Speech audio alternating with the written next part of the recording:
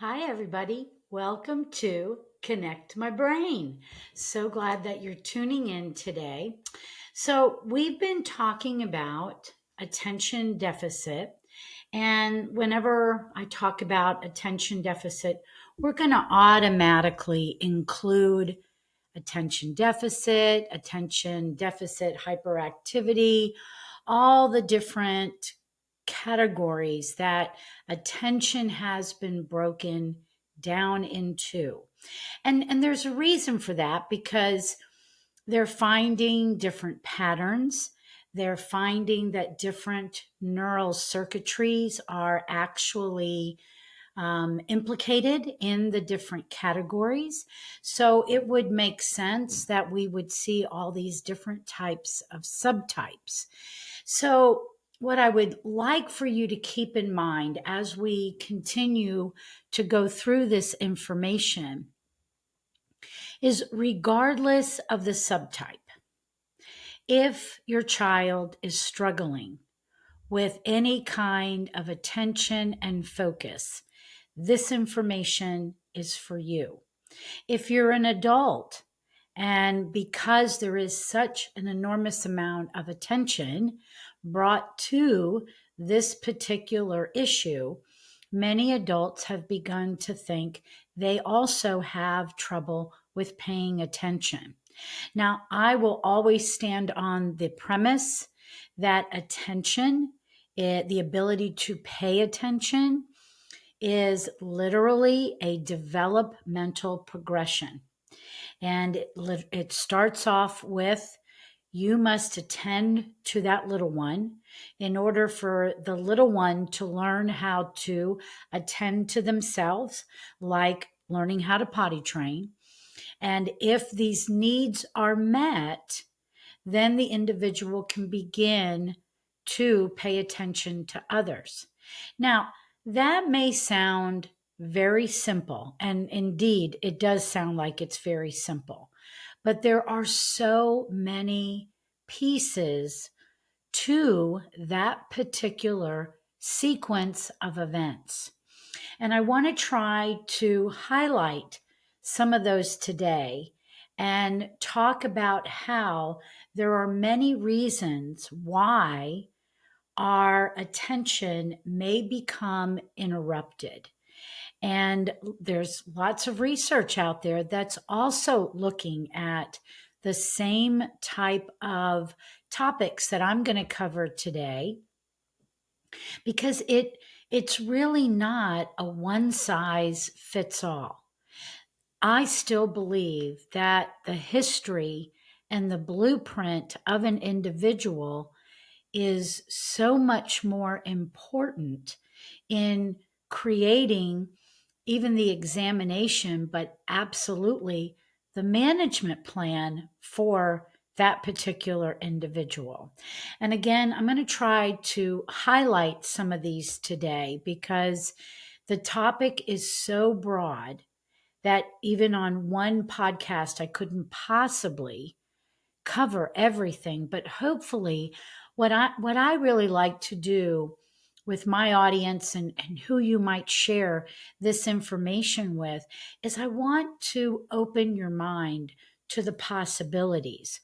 What are issues that can come up in somebody's life that truly may have an impact really on how the neurocircuits are going to come together and how they're actually going to work and how they're going to communicate, because it is an explosion of neurogenesis even back in the womb that begins to bring the networks of the brain together. And then again, whatever fires together, wires together, whatever pathways and patterns that are going to be practiced the most are what you're going to keep. And just because you practice those does not mean they are the most efficient pathways for the brain. And that's really more of what I find every single time I do a workup, primarily in the pediatric population. And why, when I do my assessments, it's very broad. I'm going to appreciate how the brain does wire. And when you come into this world, you are fully formed, but you're not fully functioning. And it is those early years in the womb, the birth process, and the biggest chunk of time up to 3 years old that there's all this neurogenesis and pruning going on. And we've talked about pruning in other podcasts, but whatever wires and fires together is going to be maintained. The rest will be pruned or cleaved away. This is why babies have such big heads. There's so much neurogenesis going on. So this is the foundational piece. And so it really matters what goes on prior to you deciding that you're going to have a baby. What do you do for yourself in order to make sure that your state of health is optimal? What do you know about your health? How did you find it out? If we don't have some concrete ways of literally planning this event, this historical event, then it's kind of a crapshoot because you don't know your state of health and you don't know what you're passing on. And unfortunately, most research, most even websites that promote different types of health information or symptom information or disease/label information is always bringing in this concept of genes. And again, it's a very broad stroke. Genes are not linear. They do not have just one way all the time that they're going to replicate and produce. They are influenced. Things have to be turned on and turned off. This is why, if you have any siblings, if I were to ask you, do all of you in your family look exactly alike? Right there gives you an open picture to understand that genes are different. Can you have similarities? Absolutely. But genes are an expression and they're based on an environment. And an environment is happening on the outside as well as on the inside of the body. And this is true for the whole developmental time for any young person. So any baby in the womb, any infant, toddler, school age, adolescent, young adult, up until the 2025 is when it's believed that the frontal lobe is completing its maturation process. You are an open window. But I will say, especially based on experience, the younger you start, the easier it is because you get to tap into those open windows. And when you tap into those open windows, you can make significant changes very quickly.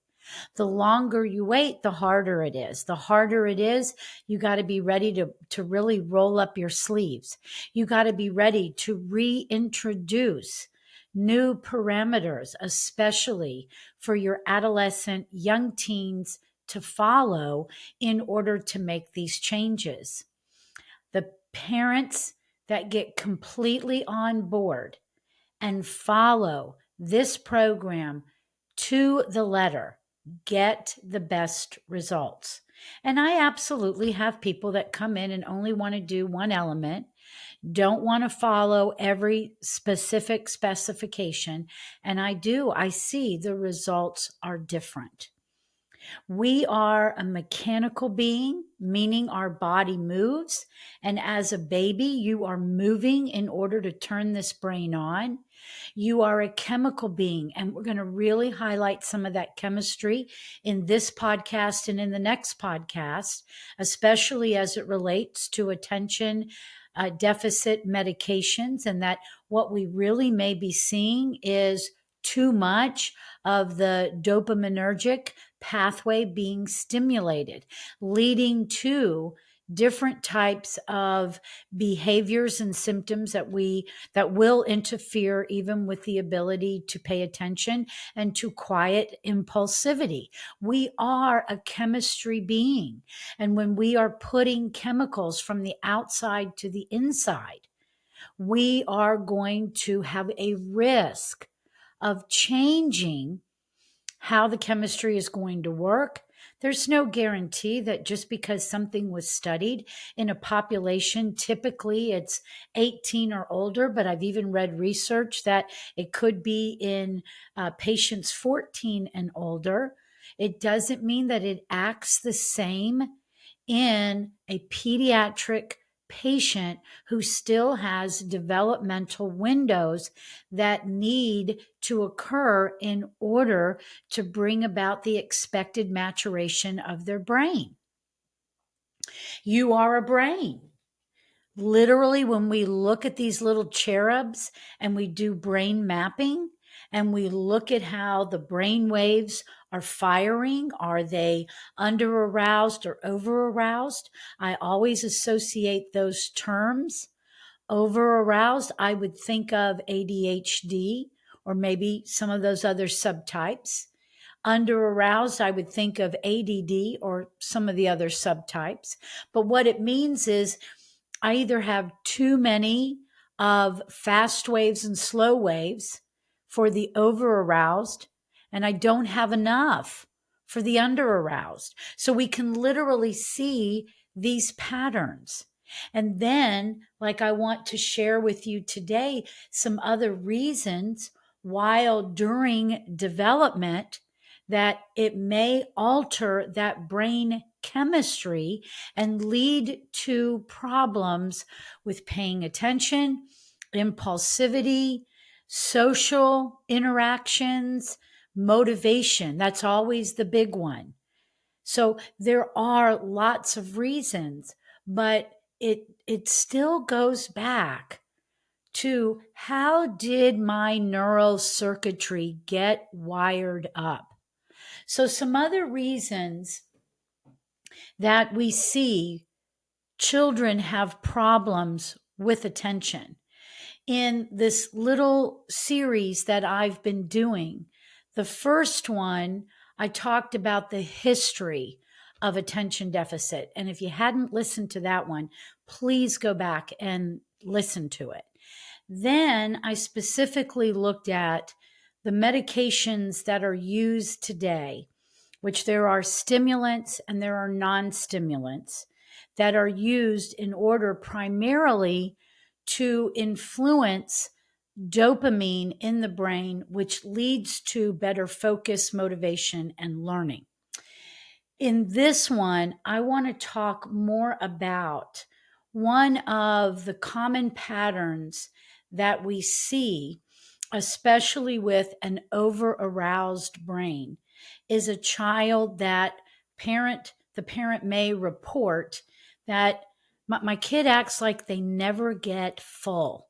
They are ravenous, and the amount of food that they can eat at one time is incredible.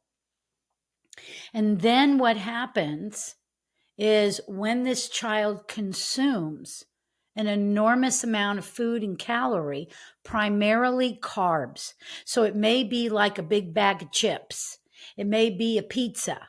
It may be candy. It may be sandwiches. So things that are going to break down to carbohydrates.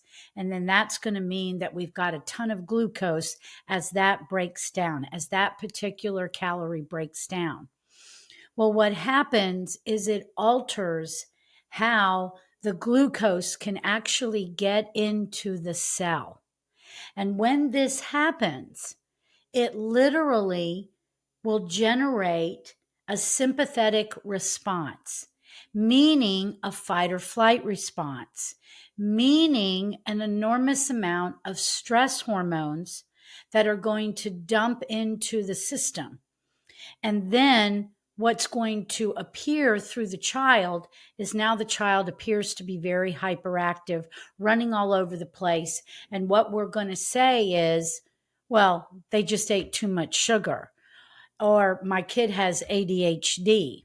And the problem is, what caused the ravenous appetite? And there's lots of reasons for the ravenous appetite. One of them can truly be nutritional deficiencies.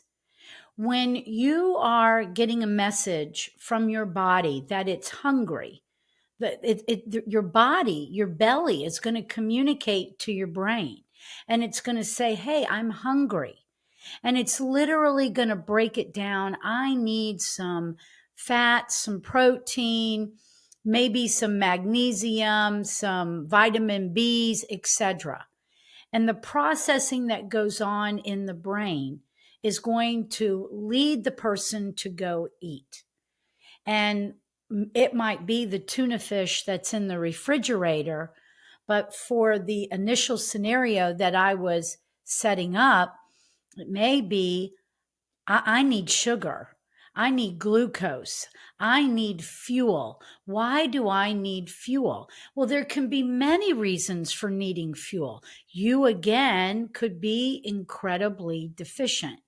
You also could be creating an environment in your gut that leads to what's called biofilms. Biofilms are perfectly normal. We've talked about those in previous podcasts, but in short, there's something going on with your ecosystem in your gut, and you've literally created an ecosystem that's driven by high levels of glucose. And these kids typically look like they either have very puffy little bellies or they are super skinny. And no matter how much they eat, they don't really gain weight. So, see, just within that breakdown, it's not just one type of outcome. You can't put any of this stuff in just one category. Every little being is incredibly unique. Their histories are unique. And unfortunately, as I was describing in our initial podcast on ADHD and the history of it, it literally is, we get treated in our medical profession. And again, this is not meant to be medical bashing. I've met plenty of medical doctors that also feel the same way, that they are just so limited to a cookbook, and they have to just follow what is already been identified in the diagnostic manuals to tell them how to do something. And really, they want to practice differently. And in fact, in the medical community, they were the ones decades ago that some of them really broke off and started to develop more of what we know as functional medicine today. So this isn't medical bashing. This is more about what goes on in our healthcare system. And more importantly, it's driven by the insurance company. So if there's any bashing, it's on only accepting what an insurance company is willing to pay. And unfortunately, this is not healthcare. This is managed care. And it typically puts people in a one size fits all type of a process. And when it comes to children, I think we've really missed the boat, because number one, there's many reasons why people are going to have attention issues. So, for example, let's talk about the carb-driven little person. And they get up and they eat a bowl of cereal, or they have Lego my waffles, and they've got these complex carbs breaking down in their body. And it could even be something like oatmeal. And we would think of oatmeal as healthy, but not if you're a child that has a gluten sensitivity and the oats have gluten on them. But it's also, even if you get gluten-free oats, it's a massive amount of carbs to start the day. And now these things are breaking down. And let's say you had breakfast 7:30, 7:45. Now you're on your way to school. You are in a carb coma by the time that school starts. And now this child is being considered attention deficit when really it has everything to do with they don't have the proper chemistry going on in their body to bring up the right amount of energy that's going to allow them to pay attention. So it could be nutritional deficiencies. It could also be food sensitivities. Then it could be they're going through a growth spurt. Now, some kids, yes, they get caught in the middle of their growth spurt, and it's happened frequently enough. And therefore, we're going to say this child isn't paying attention when what's really going on is their metabolic needs are not being met. The other day, now this is on an adult patient, but I still think the example can help us understand this. We were working on two different areas of the brain during neurofeedback. One is over here on the temporal lobe in order to break the high arousal pattern that keeps her in a heightened state of anxiety. Has a lot to do with instability on her own two legs, okay? But the same kind of thing can happen for somebody. Maybe it's not their own two legs, but they just don't feel stable on planet Earth.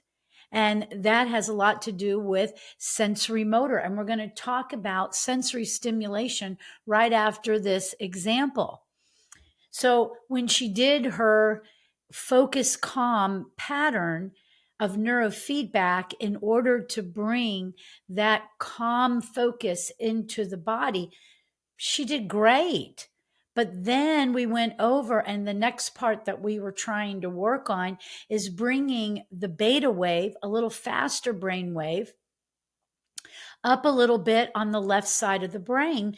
It helps with anybody that has more of a depressed system. But by the time she got done, you could see that her theta brainwave, and theta is light, sleep, growth, repair, subconscious, and just kind of getting more into that daydreamy state. Now, I really want you to try to get this because I think this example was so incredible. When she was doing her focus calm, we're able to look how well did the person engage during the neurofeedback session. The only one that was out of range was her high beta. And high beta is different than beta. So it's super fast. And when you have high beta and it's super fast and it's dominating, it literally can lead to an anxious type of a process going on in your brain. And of course, your practice of it and what you're thinking about, all those things blend in, strictly speaking, from a neurofeedback perspective. But her theta, she wasn't daydreamy and rewarding the alpha brainwave, which is that calm focus, perfect scores. So now we jump over to the beta. And beta, the theta range was out of range. So she was really daydreaming. Her beta wave was okay. So she could engage with the proper beta frequency. But even her high beta was way, way down and totally different than the first session that she did. So what else was going on? I was sitting there explaining it to my assistant because she was watching a food program. So when you're doing neurofeedback, you're actually watching something. We are trying to entertain your conscious mind while your subconscious mind is doing the work. But she was watching a show on healthy food. And right at the end, there was like this big bowl of pasta. And then I found out she's really hungry and she's ready to go because she needs to eat. So guess what was happening during that session? She was metabolically sinking because she didn't have enough calorie.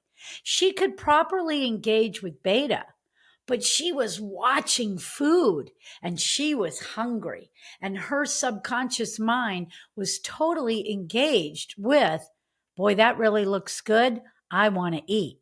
So it doesn't mean the session didn't work.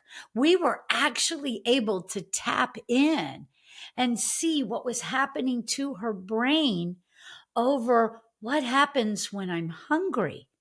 And this is very important too, because most of the time we're eating, kids, they're eating at like 7:30, 7:45 in the morning.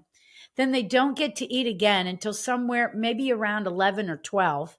And then maybe they get a snack after school. And then they're not eating until, 5, 6, 7. Some kids do all kinds of different sports and may not eat till 8. And sometimes there's too long a period of time for that brain to receive the calorie that it needs. And so I just described to you what happens. Theta and high beta, the hallmark brain frequencies that are associated with any kind of attention deficit, completely revealed in an adult patient. And we would see the same thing in that child. If you don't have the calorie to feed your brain, how in the world are you supposed to be able to pay attention? And then if a slow wave theta and a high fast wave are battling for the same space, who do you know who to pay attention to? And the same thing is happening on different type of psychotropic drugs. When you are bringing a chemical into your brain and it begins to get regulated through the chemistry and you begin to do neurofeedback, your brain goes, hey, I don't know who to pay attention to.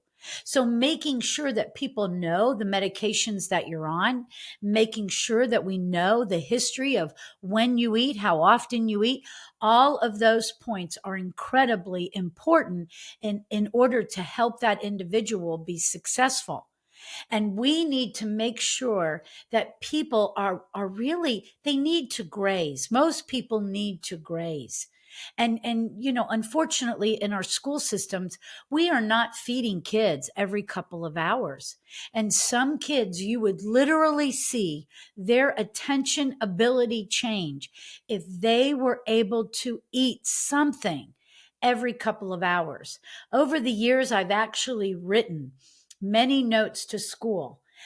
Put a protein bar, put something, maybe some hard salami, nitrite free, and some fruit in a little Tupperware. And every couple of hours, that kid gets to eat.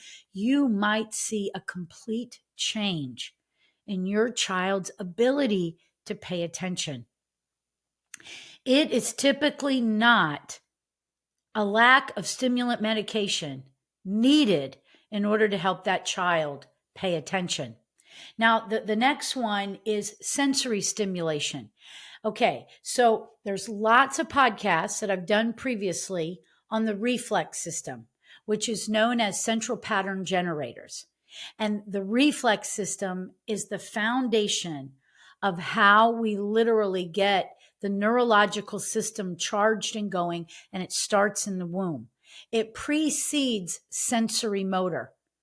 But you can even have, with sensory motor deficit, you can have the need to literally stimulate taste, satiety, as well as, flapping your hands or percussion, like, hitting something, throwing your body on the floor.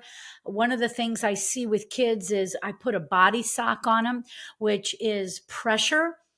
and it goes over the head, it goes over everything. And it literally, they're stretching their body through this lycra fabric that's giving them resistance, and it lets them know where they are. Food can be the same thing. And it ties back to what I was just talking about metabolically, but there's other brain systems that are actually getting influenced by taste. And one of them is actually known as the insula. And I'm going to talk about that in a minute. We can also have emotional eating. When a child, okay, let me give just a tad of history. And throughout several podcasts, I've absolutely talked about this. But how I got into this work, initially, it was because of primitive reflexes.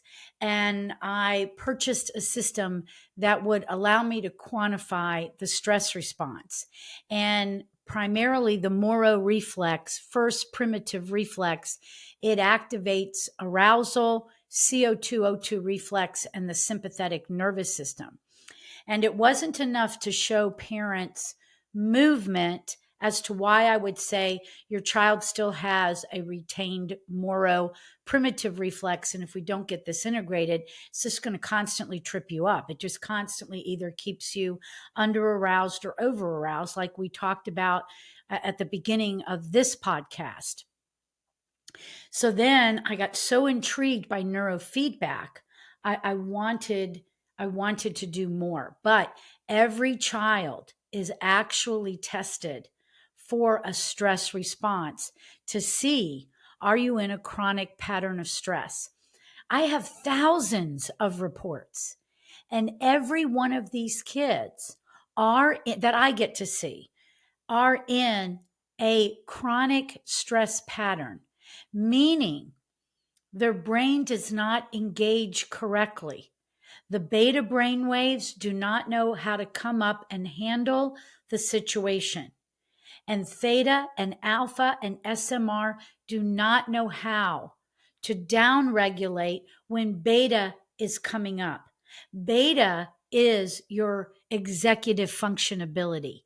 Beta is your ability to grow, mature, and pay attention in school. But like I just said, if there's this battle between a slow wave and a fast wave, it can't happen. But also, if they don't know how to turn on and turn off, it's your attention is not going to happen. And lots of these kids, because they have no point of reference, they can't tell you, they can't pinpoint lots of things that they may be experiencing. So we get to pick it up through the history, which I call the blueprint. We get to pick it up in the assessment when I watch them kind of navigate a direction. I get to see it, especially the first few weeks of working with them. And sometimes they are so stuck in that emotional dysregulation that you've got incredible different physiological events that are going on. And one of the things that the body does when we overeat, so maybe their source is overeating, but one of the things that happens when you overeat is you release dopamine. And dopamine is the pathway that anybody that does anything on attention, this is the pathway that they're always looking for. And it's a natural pleasure chemical that encourages us to eat even more. So maybe this is the little kid that actually is overweight. And that's a whole nother physiological event. But maybe that's what's keeping them from being able to pay attention. But when we do this, when these pathways are overstimulated like this, and dopamine is constantly being released, and the same thing is true for being on medications that are driving that pathway, it absolutely can lead to addiction problems because I become seeking of that reward, whatever it is. And maybe it's devices, maybe it's stealing.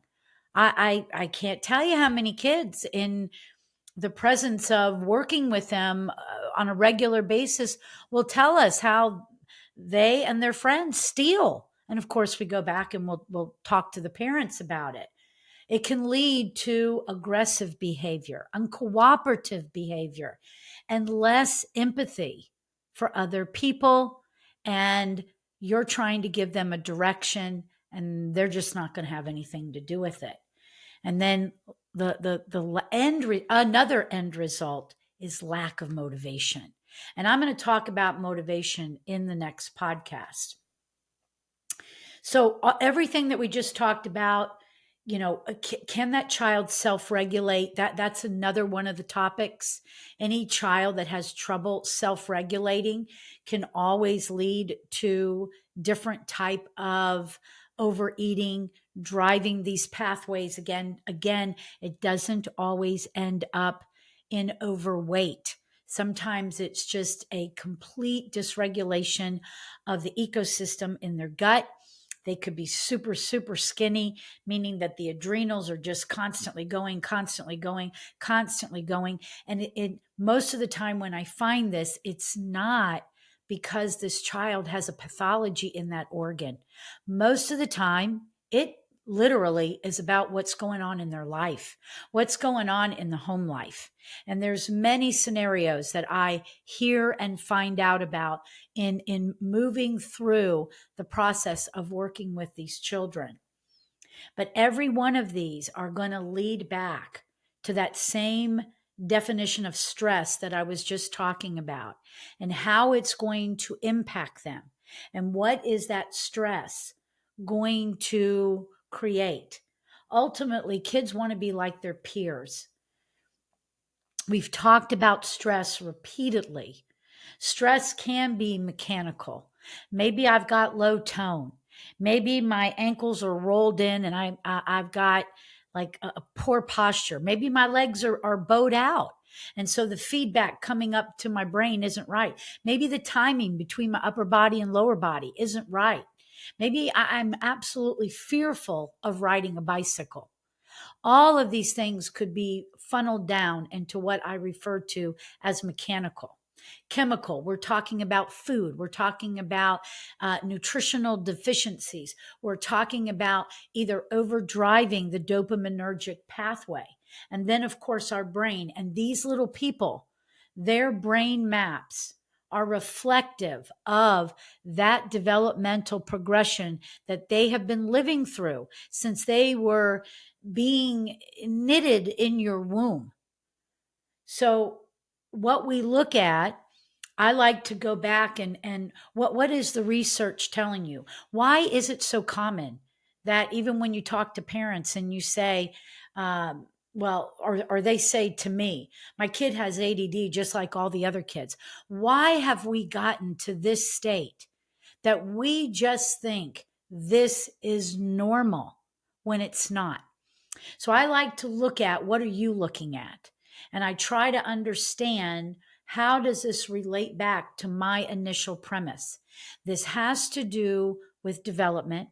It has to do with the environment inside and outside of every human being. It has to do with how that neural circuitry comes together. So interesting enough, the three areas that I would like to highlight with you today are the amygdala, the insula, and the medial and the lateral prefrontal cortex. These are the areas of the brain that when they talk about attention issues, they're saying people have problems in these areas. And the greatest problems that are identified in the research is volume, so literally mass. And then the other one is connectivity. Okay, that's neural circuitry. And volume, the brain is going to grow, especially from conception to about the first 3 years. It's mass. That's when all the growth is occurring. So if something happens during that time, and it's not always emotional, it can be, there can be all kinds of events that go on, but this could also be, maybe these are IVF babies. Women have to go through an enormous amount of chemicals in order to sometimes conceive and regulate a baby. there could be a lot of stress going on, and it could be mechanical stress. How many women have been told you have to be bedridden for your pregnancy? That absolutely is going to be, that's going to play a part in how that neurocircuitry comes together. Wonder if the child's adopted. I mean, there are so many different blueprints out there. It's not a one size fits all. So let me kind of wrap this up and just give you some insight of what these areas do. And then what does Connect My Brain do with it? Okay. So the amygdala is, it could be first that I've talked about the amygdala is how information comes in, it's kind of coded. And this is your threat station. Are you going to be safe? So developmental trauma can literally influence the amygdala. And it can also lead to anxiety and even PTSD. So if that amygdala is either too much or too little, so volume. So they talk about volume loss as it relates to attention deficit. So only that history is going to give us that information on the amygdala itself because of the function of the amygdala. This is how your brain protects itself. So is there anything there that would suggest that protective mode was happening? And that can be in the mom, it can be in the baby, but it can also be the placenta. Yes, that's right, the placenta. Now, the other area is the insulin. The insula, sorry. The insula, this is such a cool area of the brain. It's known as the island of the brain, and it is on both sides of the brain, and it has connection to the frontal lobe, to the temporal lobe, and then to the parietal lobe. So boy, it's got a lot of connection. Okay. And what they found in the research was, again, decrease volume and coherence.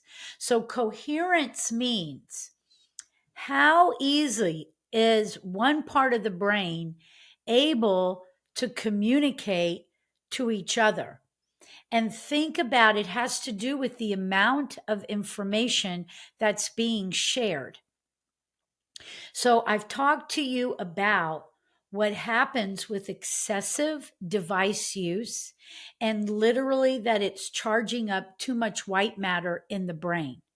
And white matter is how we make these connections, front, back, side, right to left, etc. So if I have too much white matter, it's too many trains on the track.